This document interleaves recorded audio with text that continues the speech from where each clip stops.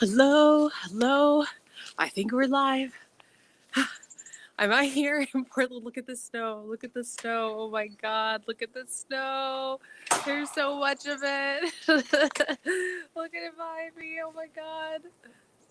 Portland snow. Hello. Hello and welcome. It's Friday and I'm here to talk to you about some stuff. I even have notes because I've been asked to make this video more than once. I've made this video more than once and I always forget something that I want to say. So today, for those of you who don't know me, my name is Alexandra Loves. I help women create the life they want by being who they are. I also teach anti-racism from a spiritual perspective. I create healing spaces for empowerment. I do not use guilting and shaming in this work. But I do want to acknowledge that if we're talking about racism and white supremacism, you might feel guilt and shame. It would be natural for anybody to feel guilt and shame and embarrassment and rage and all of those things, because that is part of the program of racism and white supremacism. So today I am addressing all of you coaches and healers and spiritualists, okay? All of you healing practitioners and you servant leaders, which is just about every entrepreneur that I know. you fit into that category, all right? Today, we're talking about your responsibility when it comes to white supremacism and racism in your own community, or maybe even your own industry. And I know that this is a touchy subject because we're seeing this breakdown happen. We're seeing this revolution happen just about everywhere, and you know what, I've seen a lot of people who are like, I'm gonna learn, I'm going to figure this out, I'm going to figure out what my part is in this. But I also see a lot of resistance. I also see a lot of bypassing. I also see a lot of people who don't understand yet that the problems in racism and white supremacism affect them as well. So this video is specifically for those of you white coaches, white practitioners, white healers, white spiritualists, right? This is for you. Okay. Again, remember, I don't use guilting and shaming in my work. All right. This is not a reprimand or a slap on the wrist. This is to invite you into new perceptions. Okay. These are thoughts that I want you to start considering as you move into your day, as you move into your industries and everything that you're teaching and engaging with. Okay. So the first thing is that the call for dismantling white supremacism, the call for dismantling racism in all industries, in all places, is not going away. All right. I don't know why this video looks so funny when I'm holding it this way, but okay, here we go. Know that the call is not going away. We are living right now in revelatory times. Okay, this right now is a revolution of humanity is going on. And one of the top issues is the inhumanity that comes with being in a marginalized community. Okay. 2020 was a revelatory time. 2021 is going to be twice that. Look at the prophecies. Okay. It's going to be even more. So know that white supremacism and racism are going to it's going to keep being something that you run into. So I'm suggesting that you understand that perception, because you can ignore it. You can say it doesn't have anything to do with you. You can stay in the fear and not do anything about it, but know that at some point you will have to deal with it in yourself, in the industry you're in the community you're in. You cannot run and hide from this. This is something that's really important to understand. It's best to start looking at it now. And I want to tell you something about these suggestions and these perceptions I'm inviting you into. When I say do something about it, something like do something about it, I don't mean something specific like you have to read all the books today. I don't mean that you have to go stand in the front lines of a protest today. That's not what I'm saying. Okay, this is not the suggestion I'm making. I'm just saying do something. Okay, I can't tell you personally, unless we're working together, what your something is. I can't tell you exactly what it means for you in your industry and what your positioning is in your industry. Okay, the next thing is, yes, I have my notes, because if not, this will be a 6-hour video. Okay. Okay. The second thing is that I want to invite you into is that your spirit is it the reason that when you hear about white supremacism, when you hear about racism, okay, if you are apathetic to it, if you're just like, whatever, it doesn't have anything to do with me, then that probably means, and that's not who I'm talking, I'm not talking to those people. If you're watching this video, if you've made it this long into the video, it means that your spirit has something to do with this, okay? But if you're apathetic to it, if you're just clear that it has nothing to do with you, then we don't really have anything to talk about. That's a whole nother, I don't know, whole nother engagement of work that's not for me. However, for those of you who see the televised lynching of a Black man on media, right? For those of you who are ignited by seeing an injustice happen in your own community, for those of, and however ignited it is for you, it could be the fear, it could be the shame, it could be I'm going to do something, it could be this cannot go on, it could be I want to be a part of this, it could be I don't know what to do. Whatever the ignition is, whatever the maybe trigger, sometimes people use that word, whatever the engagement, whatever is activated within you, that has to do with your spirit.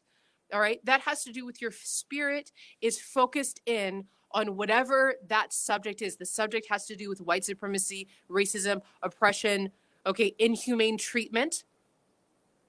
Does that make sense? I can see that you're here. Let me know in the comments if you're digging what I'm saying, if you're following, okay? Okay, I'm getting the hearts and the thumbs up. Thank you. Okay. So the reason that that this is important to acknowledge in you is that if you're a coach, if you're a spiritualist, if you're a healer, if you're a servant leader, you want to help people. That's what you want to do. And your spirit, which is tied into your spirit, which gives you your intuition and your intuition and your instinct, is always going to light up things, is always going to activate things that you are supposed to be paying attention to.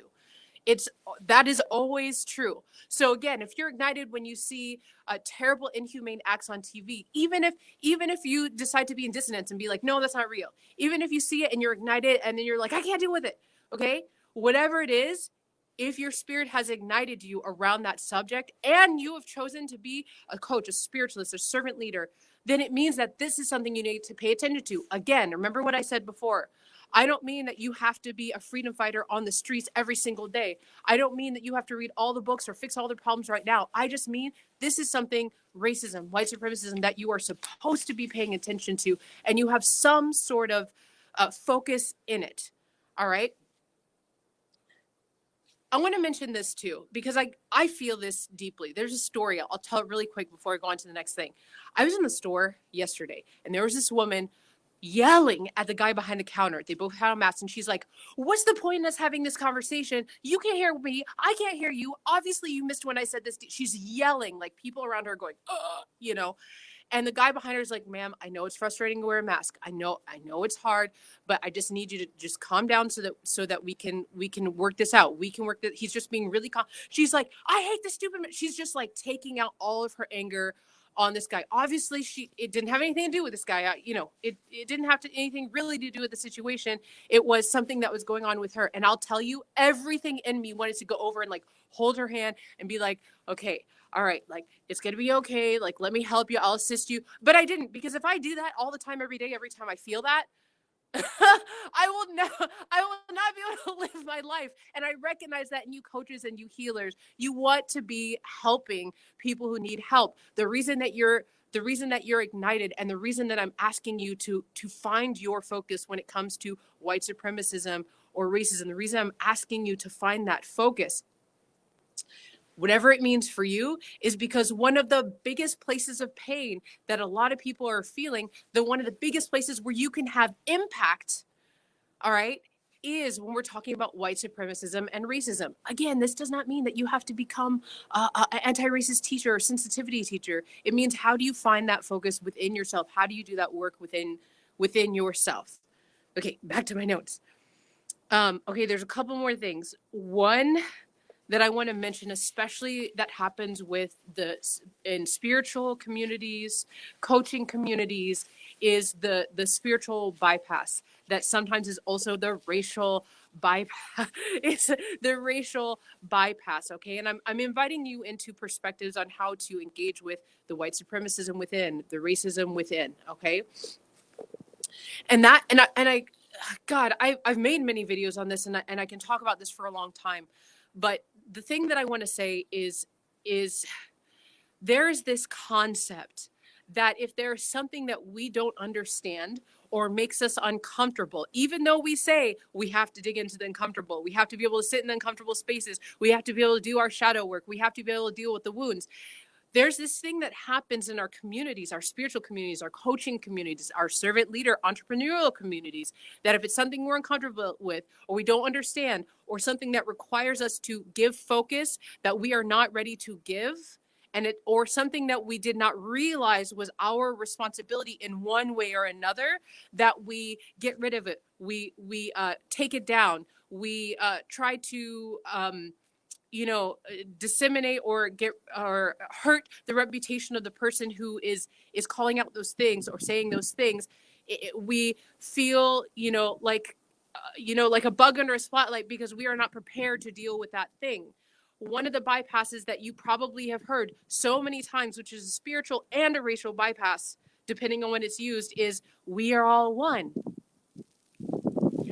And I'm saying this because I know I have a lot of people who are entrepreneurs, coaches, and spiritualists is talking to me. We are all one in theory. Okay, the truth, I should say, the truth of we are all one is absolutely true, is absolutely real. Yes, we are all one. However, notice when it is being said and how it's being said and how you are using that term. Because oftentimes what happens in our communities is somebody's expressing oppression, somebody's experience is calling out a racism or a white supremacism, and it's divisive. Of course it's divisive. This is another thing. Anytime somebody talks about white supremacism, racism, anything that has to do with anything racism, it is divisive by design. The person saying it is not necessarily divisive. The words they're using is not necessarily divisive. The everything that has to do with racism and white supremacism is divisive. It's part of the material of racism and white supremacism. Okay. So when somebody of color, for example, is starting to, or it might even be a white person, starting to call something out in a community, talking about an oppression, talking about something that happened that was not okay, and someone comes in and says, we are all one. You are separating us. They're saying your pain is not welcome here. You have to realize that we are all part of this one thing, and your pain is not welcome. Okay, let me tell you, that person does not understand the concept of we are all one. Because we are all one has to do with everything that's everything. Our love, our fear, our joy, our pain, our destruction, our creation. Name me, look at any deity or goddess pantheon, there are going to be destructors. Look at the stories of spirits. There are times when they might be going through a place of fear, or they might be going through a place of not understanding themselves very well, or trauma, or oppression. Deities oppress each other.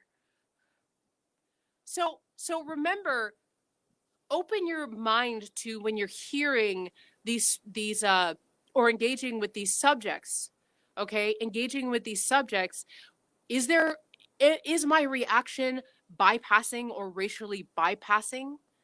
And also, can I have, if you've definitely heard that argument, we are all one, or maybe you've even said it, what does that mean for me, right? Not me, you. What does that mean for you? Oh, it's freezing out here. It's getting windy and colder. It's so cold out here. Wherever you go, you take all of you with you. Okay, the best way to work on this and to understand that is to remember, and you all know this, is that you got to work on your own. I'm going to turn around, not face the wind.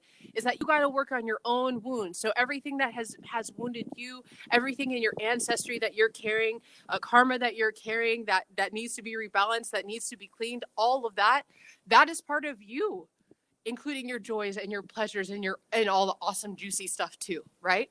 Okay. There's two more I wanted to mention. We're talking about your responsibility with racism and white supremacism. Okay, your personal responsibility. I'm talking to coaches and healers and spiritualists and servant leaders. Okay, I'm inviting you into perceptions. Okay.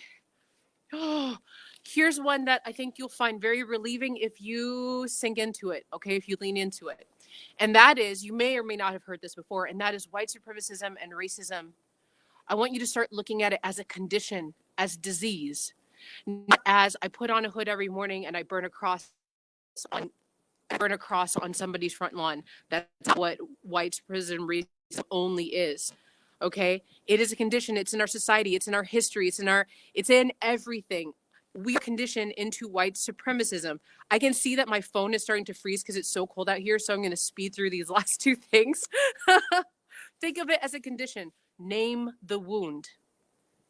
Okay, the wound is I'm conditioned. Instead of thinking of am I a racist or saying I'm not a racist, start accepting like I have racist thoughts and I am conditioned into racism. I am conditioned to white supremacism. Once you name the wound, it will be so much easier to look at this stuff within yourself. We all are conditioned into white supremacism and racism it manifestly, but that's something that we all have. Okay. Last thing, this is going to be a big, big relief. Coaches, healers, leaders, all of you. This is going to be a big thing. You don't know it all. Toxic.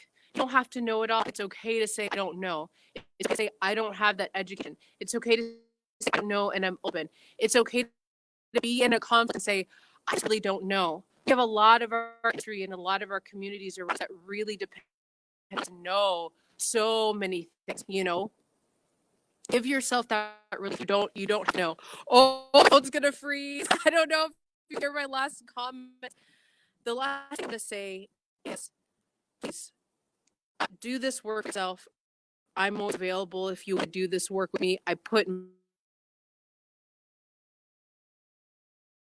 in the comments. I love